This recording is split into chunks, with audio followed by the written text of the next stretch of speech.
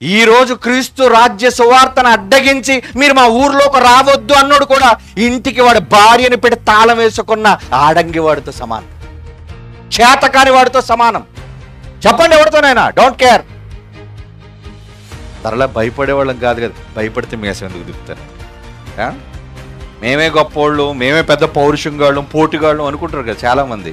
మీరే కాదురా పోటుగాడిని, బైబిల్ చదివిన నేను పోటుగాడిని. మరి బైబిల్ తెలుసు నాకు. అలాగని నేను అబద్ధం చెప్పను, వాస్తవం మాట్లాడతా, ఉన్నది ఉన్నట్టుగా చెప్తా.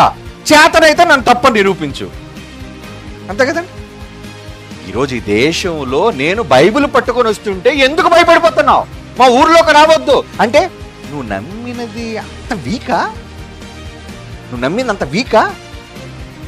ఏమిటి మనం ఎక్కడైనా చర్చిలో బోర్డులు పెడుతున్నావు, బాబు హైందవులు ఎవరు ఇక్కడికి రాకూడదు, ఇస్లాం వాళ్ళు ఎవరు ఇక్కడికి రాకూడదు. No, church is open for all.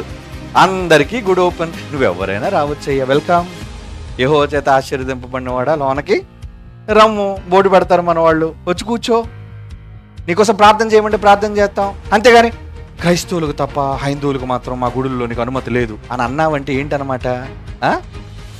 ఎందుకండి ఒకళ్ళు ఏ పాస్టర్ని పెట్టర్లేండి, ఏ పాస్టర్ని అలా పెట్టారనుకోండి, అప్పుడు మనం ఏమనుకోవాలంటే నీ చర్చి మెంబర్స్ వాళ్ళు వచ్చి ఒకళ్ళు కరపత్రాలు పెంచితే కరపత్రాన్ని చదివేసి ఈ దేవుడు కరెక్ట్ కాదేమో నేను వెళ్ళిపోతాను పదండి.